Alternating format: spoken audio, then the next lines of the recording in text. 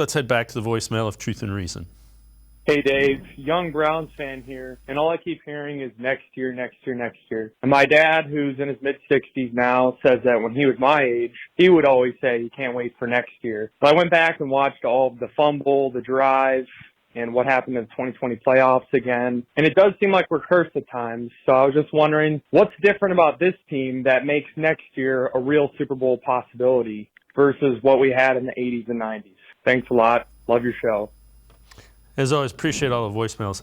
You know, even in the heyday, they never had a really athletic quarterback. Bernie Kosar was a really good quarterback. He's not athletic. Brian Sipe was not really athletic. He was undersized. Those were guys those teams in the 80s and 90s that I was covering them, and they just figured out a way to win. They didn't always have the most talent. I think this roster is probably more talented when you look across the landscape of it.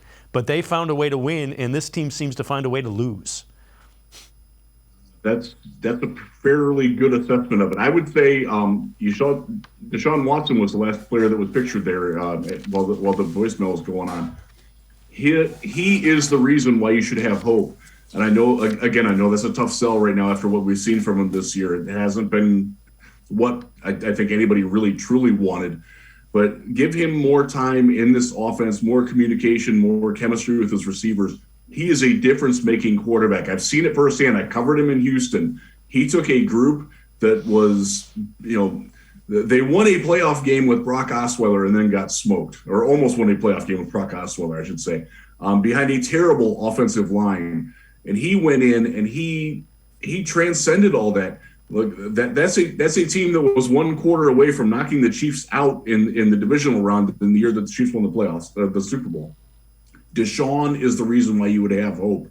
Whether you like that or not, that's not going to be a popular answer, but you cannot win without a top flight quarterback. And you talked about Bernie. I loved Bernie. Those were the teams of my high school years. The drive and the fumble still hurt all these years later, but Bernie, you knew that he was going to maximize what he had, but there was a ceiling to what he had, and Deshaun's ceiling is so much higher than that. And I think that's why you have it. You saw it in a couple of throws last week. You saw why. Oh my goodness! Okay, yeah, this is the guy that we wanted. This is the guy that is worth the however much money they're paying him. And I think that's why you have the hope. And hope also that you can get your impact players on defense, Myles Garrett, Denzel Ward, whoever else is back there. I think the young cornerbacks are doing fantastic, that they can keep playing and growing together, and hopefully that the coordination is a little bit better next year. And that's your hope. You also have hope just looking around the AFC North a little bit.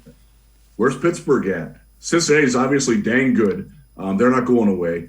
Baltimore, who knows what's going on there? They get a little bit of chaos going on. We'll see what happens with that. But that would be the other reason, is that I think going into this offseason, there's no reason that the Browns can't be the second best team in the division and keep climbing for that. And with the offseason that they've got in front of them, that's where my hope is.